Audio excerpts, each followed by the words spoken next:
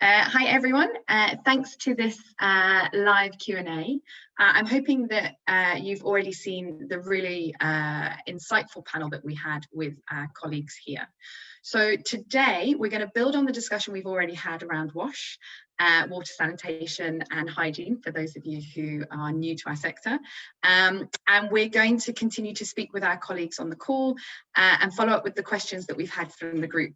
At the moment, we have joining us, we have Kit Kagoyle from UNICEF in Ethiopia. We have Annette Masabeni, who's the Deputy Secretary General of Programs for Kenyan's Red Cross Society. We've got John Butterworth, who's the Director of the Global Hub for IRC WASH. And we have Badia Kazi, who's the Director of Strategic Partnership, Corporate and Government from Gift of Givers based in South Africa. So thank you all for taking the time to join us. We've had a couple of questions from the wider audience. You can still ask these through the platform if you do have any more questions. But the first question builds on what we discussed in the panel, this idea of localization, which came across very clearly from everyone. And it was really nice to hear. So the question is, how can we train local communities to run water supplies and provide sanitation services without relying on external capacity? I'm going to start with Badia here because I know this is some of the work you guys have been doing in South Africa. So if you could just, as concisely as possible, because we do only have 30 minutes for this, just share some of your experience and knowledge on this. That would be great. Badia, over to you. You're on mute, just to remember to unmute yourselves when you need to speak. Thanks. Sorry, Badia, you're still on mute. Hi, good afternoon. Good afternoon. Okay, good. Sorry about that. Does the panel have 30 minutes or do I have 30 minutes? The panel has 30 minutes. Okay, unfortunately, good, we have a couple of questions to get through. No, I was just a bit worried. 30 minutes is way too long for me. Yeah, so we got involved as Gift of the Givers Foundation in water augmentation, where we entered a public-private partnership with provincial government, which is at local level, and with national government, which is obviously the state and the government and all its entities. And the aim was that with the drought that sort of enveloped South Africa from about 2016, was to create additional sort of water augmentation points through the country to enable the local economy to continue and to enable things like health clinics and schools and so on and so forth to have some sort of reliable water source based on groundwater. And we used local knowledge. So Dr. Groenewald heads our team. He's a hydrologist and a geologist with an extremely good knowledge of South Africa and Southern Africa and water sources. We used an in-house engineering team, and we had a team of experts who sort of mapped out our strategy for the next 5 years, which includes 2021. Obviously, COVID-19 impacted in a small way, but we continued those projects. In fact, over the last 3 weeks, we drilled boreholes at hospitals, at the main hospitals in Gauteng, which is the industrial hub of South Africa, is where Johannesburg is, at the Rahima Musa and Helen Joseph hospitals. So, and all this was done locally, I mean, with local expertise, with local know-how. South Africa is quite rich in mind capital, in other words, intellectual capital. We've got a very, very good education system. We've got a very good university system, and we got great skills and a great diversity of skills. And when I said that we talk about localization, what I meant was that, of course, a lot of the skills are imported. I mean, we live in a global village where knowledge is essentially shared. And for especially for Southern Africa to flourish with the challenges we face of poverty, of many people still living below the accepted sort of poverty lines, the fact that we've got huge challenges in terms of the informal housing sector, so on and so forth. We cannot expect government and even corporates to continue to carry the burden. There's got to be some sort of buy-in from the from civil society, and the only way we're going to do this is by a low-level transfer of skills from one sector to another, be it soft manufacturing, so on and so forth. So what we've done with our programs is that we've selected individuals in the 9 provinces that we are at, the more than 300 localities, to nominate people. Firstly, we like to empower women. We find that one doesn't want to be patronizing or condescending, but we find that women are more serious and they work harder on these projects. We look at people with, disabilities and so on and so forth. So we look at the most vulnerable in the community and give them basic skills of how to manage systems that we've already put in. And that enables them to sort of ascertain some sort of skill levels. And even within our organization, we really bring people in from the outside. If we've got someone that started as a packer, which is probably the most basic job you can get within Gift of the Givers, we're 500 odd strong, then we work them up through the ranks and upskill them and train them. And we find that knowledge is the best form of empowerment. And because people talk about all forms of empowerment in our country, and we find that just passing basic skills on to people empowers people's lives and takes them away from a culture of entitlement, which simply means they don't depend on social programs to sort of subsidize or to essentially live on. So that is the way. Just to come in on that, because what I'd be interested to hear, you and Gift of the Givers very much are working on the ground. It would be very interesting to hear how organisations like IFRC, who are working much more as a bridge between government and work on the ground, how you can leverage partnerships in this localization. And Kitka, I'm probably going to put the same question to you as UNICEF, because we play a slightly different role in these organisations. And the direct impact, the direct sharing of skills and empowerment of communities to be able to manage these services is one step in the chain. But Annette, I'd really like to come to you and hear from IFRC's point of view how you leverage your partnerships in this. And building on the discussion we've already had, I think a great example is the work that you were doing in prisons, for example, which was filling a service gap, and how localization and innovative partnerships, I do like innovation, we've discussed this, would be a great way to kind of build on that. So Annette, over to you. Okay, thank you very much. I hope I'm audible. I'll speak at 2 levels. Allow me to talk about the partnerships with the prisons second. But at the community level, as a Red Cross movement, what we do is we work with community-based, community-level volunteers who are selected, who are onboarded through a participatory process. Then that means you are working with local volunteers from the ground, and therefore they will be able to have a bit more ownership of the projects or the interventions. Secondly, we partner with the county government. In principle, we sign memorandum of understanding with the county government for joint implementation of the interventions.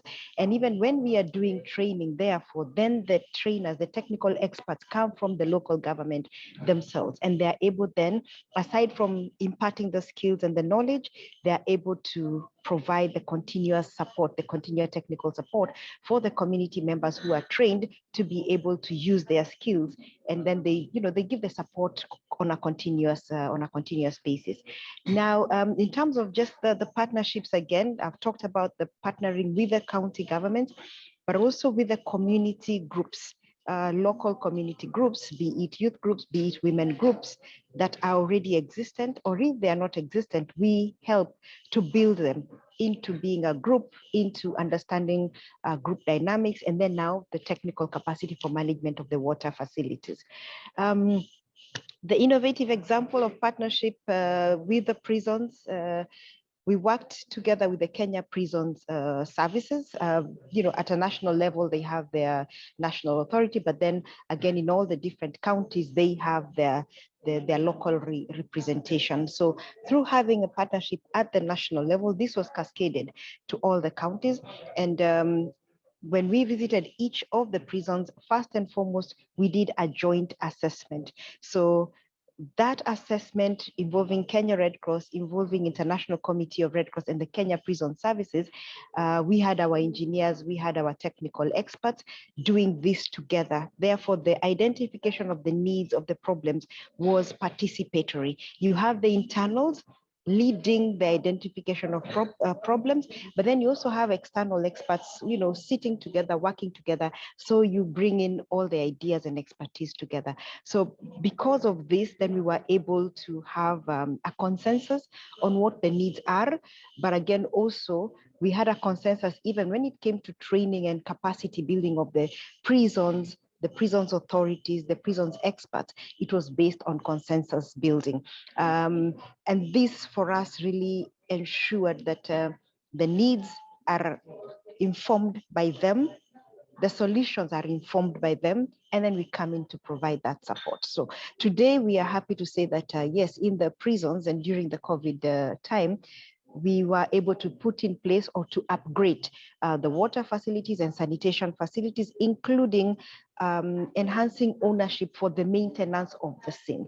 So yeah, the other thing that for us was also useful is having in place tools, training manuals or reference tools that even once the trainings are over, they are left on the ground and they can be used as reference material going forward. Yeah, thank you.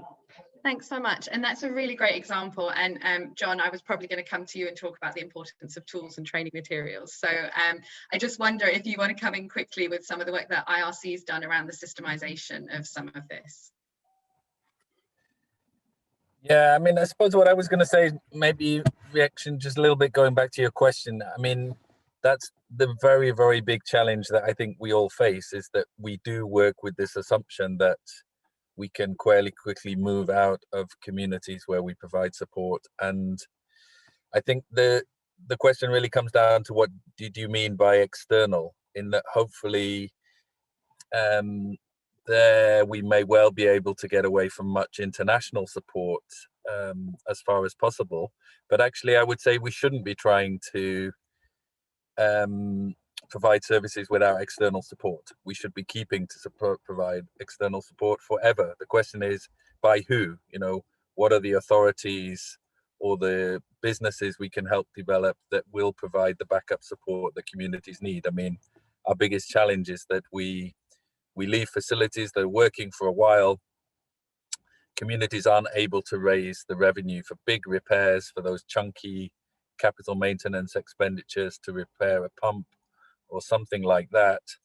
And there's not enough support that's able to come in. And I think that's why, where we do see examples of more support on things like setting up utilities in rural areas or professionalizing support to community management, these are really the areas we should work on more. Thanks, John. And I think, yeah, that's a good kind of overall perspective. Sometimes it's important to define what we mean in some of these terminologies. Okay, I'm going to move on to another question we've had, and I'm going to come to Kitka first because I know this is in his wheelhouse. So looking at healthcare provision and having health centres, which have obviously been quite a focus in COVID times, but thinking about future emergencies, how can we prepare health services and facilities to have the necessary Equipment, not so much in WASH. I would definitely say it's systems here again. So be this water, sanitation, hand washing. How can we be prepared for this for the future, knowing that we're going to have future pandemics and other outbreaks? It may just be as simple as Ebola. I say simple. It may be Ebola within the African context. But yeah, Kitka, over to you on that question. Thanks. Yeah, thanks, Esther. And yeah, the issue of health systems and making sure they are fit for purpose. I think the key thing is making sure the quality of service at these places are upheld. And the only way we can do that is to make sure water supply, sanitation services, waste management especially is adequate, and the ability to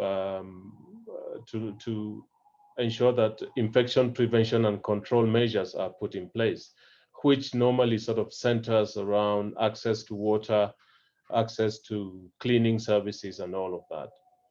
In most of the contexts across the continent, you find that WASH in healthcare facilities is on average around 50%. And really, that is really very poor. And the services, therefore, that these centers are able to provide do not meet the quality standard that is required of them.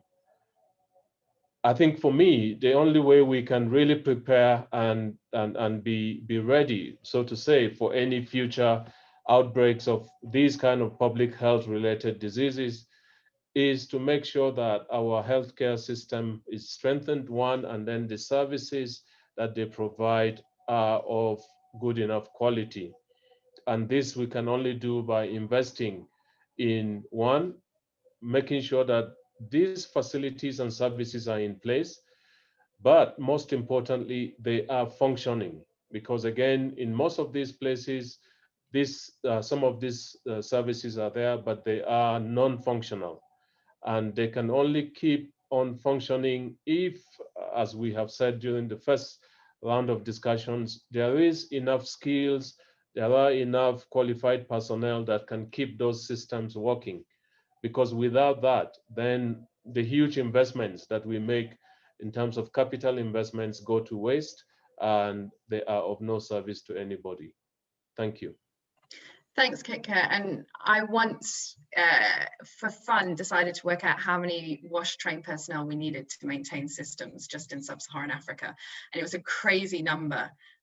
Like it was like, I'm never going to be out of a job at this rate kind of number. So it is, you're right, the role of training is important. And the other thing I wonder if we thought about with all these vaccination programs going on, not just for COVID, but are we going to have more people coming into healthcare facilities for these programs? And what's the loading on the WASH services for that? Have we got adequate services to allow for additional people coming in?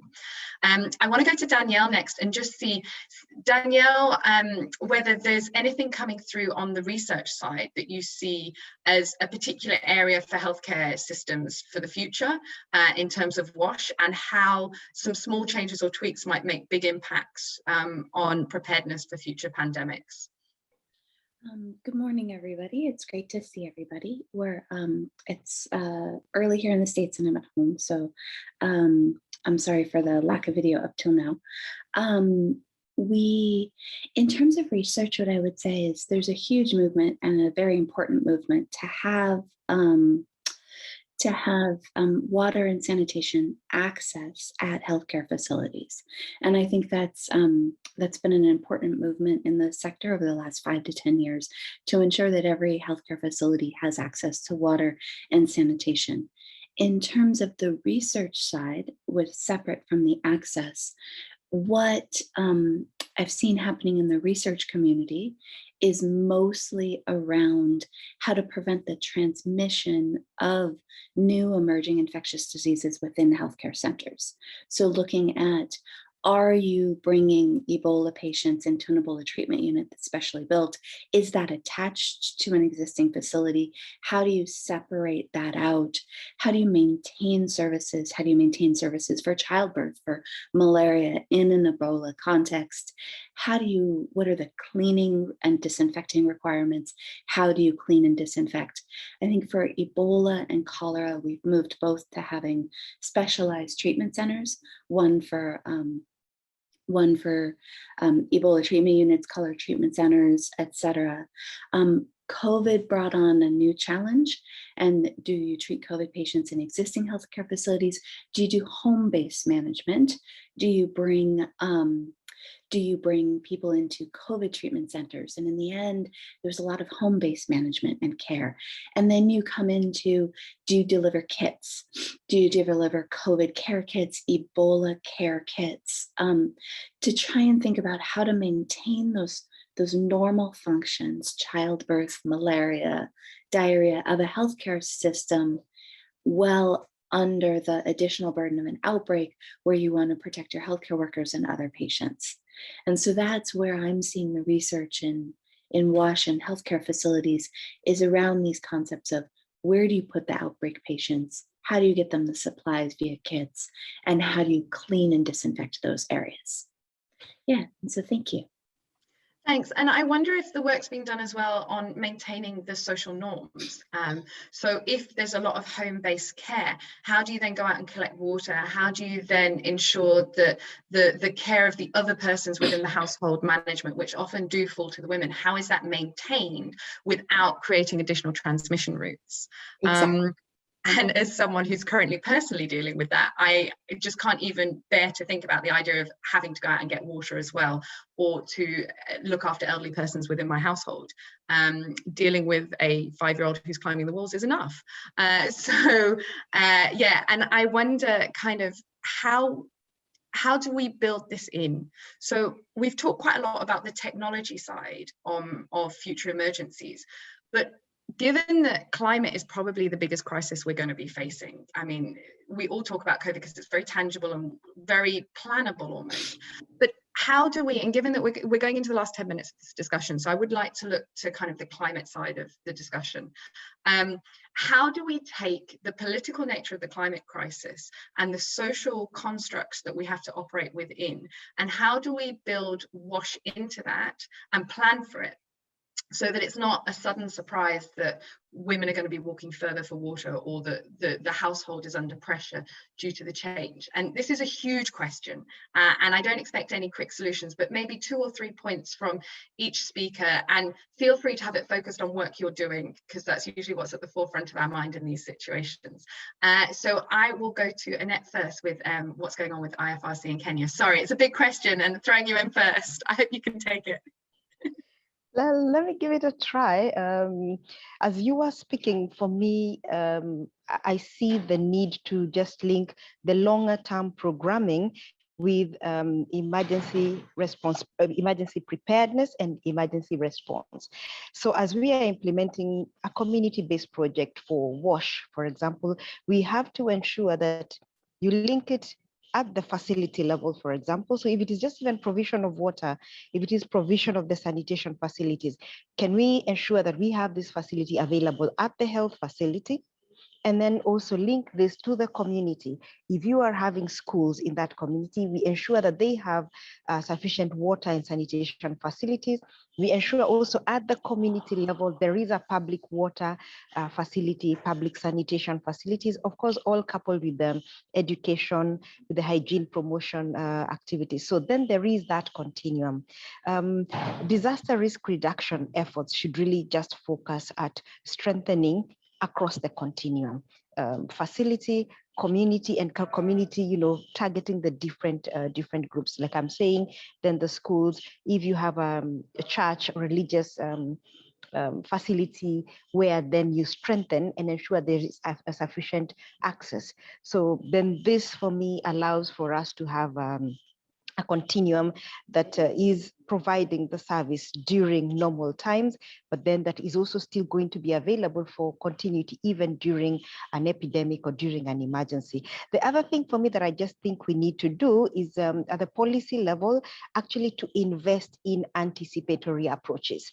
A lot of our focus has been on service provision in the normal, but what if we invest in policies to support anticipatory approaches so that then we prepare ourselves well in advance. If it is then issues around contingency planning, if it is around issues of capacity building, if it's around issues of pre-positioning equipment and supplies during the normal time, but in preparation then for an emergency, then we minimize or we mitigate the effects. I guess that's where I would start it from, yeah.